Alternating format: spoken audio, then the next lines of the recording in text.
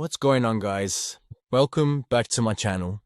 In today's video, I'll be going through every NBA team's most disappointing player to start the season. This video, I'll be going through the Eastern Conference, and in the next video, I'll go through the West.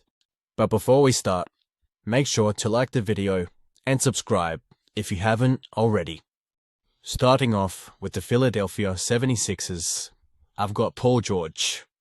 The Sixers have got off to a really good start, with a huge jump in Tyrese Maxey's game. Quentin Grimes has been solid. BJ Edgecombe had an extremely good start to his career, but has cooled off as of late, which is completely understandable as a rookie. And Kelly Oubre has gotten off to a fantastic start, so there's really not a lot to choose from. I don't want to pick Paul George because he has been injured and he can't really control injuries, but they gave him a $50 million contract to compete for a championship, and so far this year, he's already missed 13 games, and in his season debut, he only scored 9 points on 22% from the field. Moving on to the Milwaukee Bucks, and I've got Miles Turner. After an ugly exit from the Indiana Pacers, I was expecting more than 12 points on 43% from the field, but he is shooting it well from the three-point line at 42% from beyond the arc. I've been disappointed with the amount of shot attempts he's taken this year. He's meant to be the second option on this Bucks team, but he's only taken just over 10 shots from the field on average, and a lot of them have been from behind the three-point line. 51% of his shot attempts had been from the three-point line. As a near 7-footer, he weighs 250 pounds. It's pretty disappointing to see. The next team up is the Chicago Bulls, and their most disappointing player so far this season for me is Patrick Williams. The Bulls are another team that has gotten off to a very surprising start, so there's not many players to choose from, so I'm probably nitpicking, but Williams was a top 5 pick in the 2020 draft, and should just be about to enter his prime. Williams was compared to Kawhi Leonard coming into the NBA, and so far, he hasn't lived up to this comparison in the slightest. I do think he was set up for failure with this comparison, but he hasn't become an eighth of the player Kawhi is. His defense has dropped a ton in the last couple of years, and his offense hasn't translated to the NBA at all. Moving on to the Cleveland Cavaliers, and their most disappointing player, I have Evan Mobley. The first real star of the video. The expectations Mobley had going into this season was absurd and pretty unfair. In the ESPN's ranking of the top 100 players this season, they had Evan Mobley ranked at 13th, ahead of guys like Anthony Davis, Donovan Mitchell, and Devin Booker. I'm a huge fan of Mobley as a Cavs fan, so I probably hold him to a higher standard than a lot of other people, but that standard has seriously dropped. If you look at his stats of 19 points, 8 rebounds, and 4 assists, and 47% from the field, and 35% from free, it doesn't look that bad, but he's really failing the eye test. His rebounding has seriously regressed.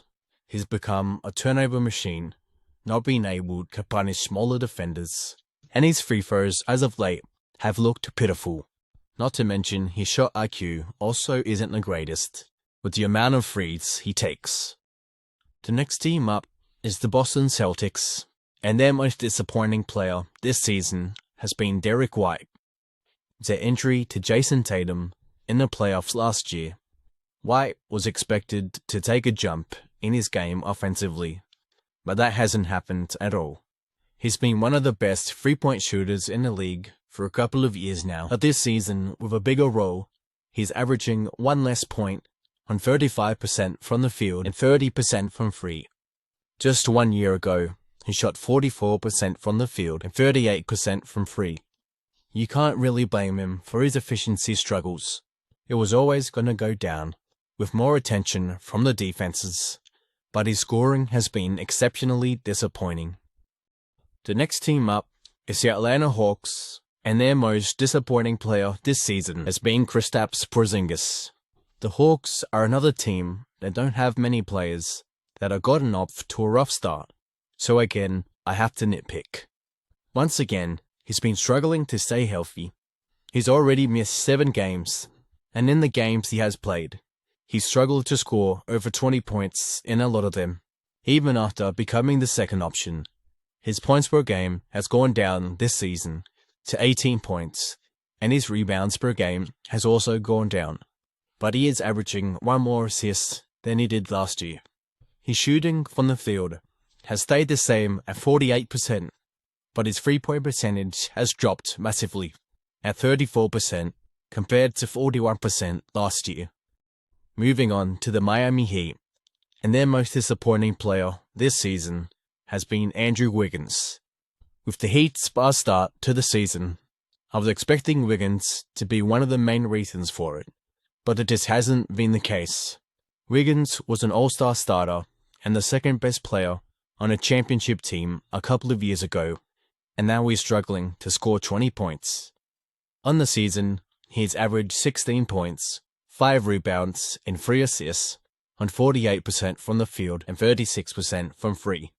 With Tyler Hero out to start the season, I was expecting him to be more aggressive and average around 20 to 22 points. But the Heat are winning games, and Tyler Hero has just got back, so clearly what he's doing is working. The next team up is the Charlotte Hornets, and their most disappointing player so far this season has been Tre Mann. Tre got off to an incredible start last year in his first 13 games before he got injured, where he averaged 13 points and 3 assists on 43% from the field and 40% from 3.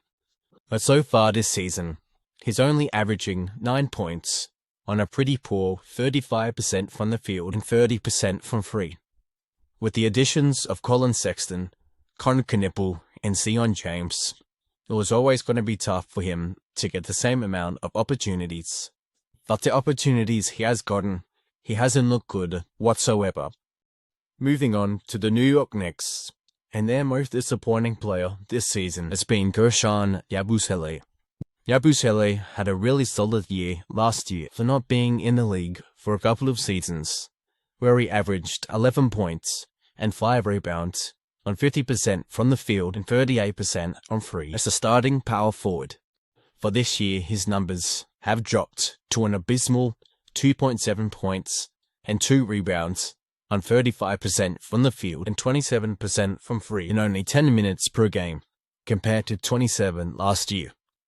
Yabusele had a chance to become one of the better six-mans in the league this season, but it just hasn't worked out for him for whatever reason. The next team up is the Orlando Magic, and their most disappointing player this season has been Paolo Banchero. Paolo had the chance to break out and become a superstar this season, but just like Mobley, it hasn't quite happened yet. Last year, he averaged 26 points per game on 45% from the field and 32% from 3. And this year, it has dropped to 21 points on 46% from the field and a dreadful 25% from 3. His 3-point shot has been the talk of his career, especially on this Magic team that struggles mightily with 3-point shooting. Bringing in Desmond Bane was meant to open up everyone else's 3-point shot on the team, but it hasn't quite worked out yet. If Paolo wants to be in the top 5 player talks in a couple of years, he's got to work on not turning the ball over as much. I get he wants the ball in his hands, but 2.7 turnovers as a forward isn't going to cut it if he wants to contend for a title. Moving on to the Brooklyn Nets, and the most disappointing in their team is not a player, it's their coach, Jordi Fernandez. I'm a big fan of Jordi. I think he's a great coach on a bad team, but this year he's been letting himself down when it comes to the minutes he allocates. He's giving a ton of minutes to the older guys on their roster and the ones that aren't a part of their long-term future. Michael Porter Jr., Nick Claxton, and Terrence Mann are all playing 27 minutes a night or above on average, while all 5 of their rookies are playing 20 minutes or less, other than Yegor Denim, who's playing 22. I do love the fact he's playing Noel Clowney a ton at 27 minutes a night though. If you're going to be as bad as the Nets are, you may as well make the most of it and play the guys that are a part of your long-term plans. But Fernandez isn't doing that. It is working out for Michael Porter Jr., who's having a career year and getting his trade value up, however. The next team up is the Indiana Pacers, and the most disappointing part of their season so far has been their medical staff. I'm joking, but the Pacers have had so many injuries and are so desperate they're relying on Garrison Matthews to play real minutes for them. They've had so much turmoil so far, it would feel pretty unfair to single out a certain player. As if losing Tyrese Halliburton in Game 7 of the finals last year wasn't bad enough, they've had to deal with Aaron Nesmith, one of the more underrated defenders and three-point shooters, missed a ton of games. Andrew Nembhard missed a chunk of time to start the season. Benedict Mathurin missed a few games, and so did TJ McConnell. Either the Pacers' medical team has been doing something seriously wrong, or the Pacers are that unlucky. Moving on to the Detroit Pistons, and their most disappointing player has been Caris LeVert. LeVert's decline over the last couple of years, ever since he arrived in Cleveland really, has been quite sad. He used to be one of the most consistent scorers in the league about 5 years ago, putting up constant 20-point games. He could even explode for a 40 or a 50 piece every now and again. This year, he's only averaging 10 points and 3 assists on 49% from the field and 42% from free. In a Pistons team that has struggled offensively, he's really been underwhelming. He was meant to be a spark plug off the Pistons bench and take some of the load off of Cade's back offensively. But lucky for him, Jalen Duren has stepped up big time. LeVert does provide more than just scoring, however.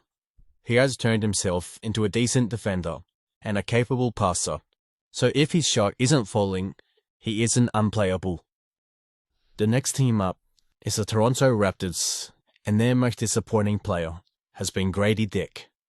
The Raptors are having a phenomenal start to the season, sitting as the second seed, so again, there's not a lot of players to choose from. But last season, Grady averaged 14 points on 41% from the field and 35% from free. Compared to this season, where his numbers have dropped across the board to 6.8 points, 2 rebounds, and 0.7 assists on 40% from the field and 31% from free. His minutes per game have also dropped off a cliff from 29 minutes of game to 16. Grady Dick is a three-point specialist and not much else. If his three-point shot isn't falling, there's not a lot of other ways he can earn minutes. His defense is mediocre. He isn't that great of a passer, and his finishing ability is subpar. The last team in this video is the Washington Wizards, and their most disappointing player so far has been CJ McCollum. McCollum has been better as of late, but he was awful to start the season. In his first 8 games, he averaged 11 points, shooting 33% from the field and 32% from free. Since then, his numbers have skyrocketed to 18 points on 43% from the field and 42% from free. But his disappointment has gone beyond his stats. He's taking away reps, minutes, and development away from their point guard of the future, Bub Carrington. McCollum becoming the main ball handler is making Bub go to a role he isn't comfortable or suited for yet, as an off-ball spot-up shooter. That's gonna end this video. Make sure to like and subscribe if you haven't already, and let me know who your most disappointing player for every team is. The video for the Western Conference will come out soon, so stay tuned for that video.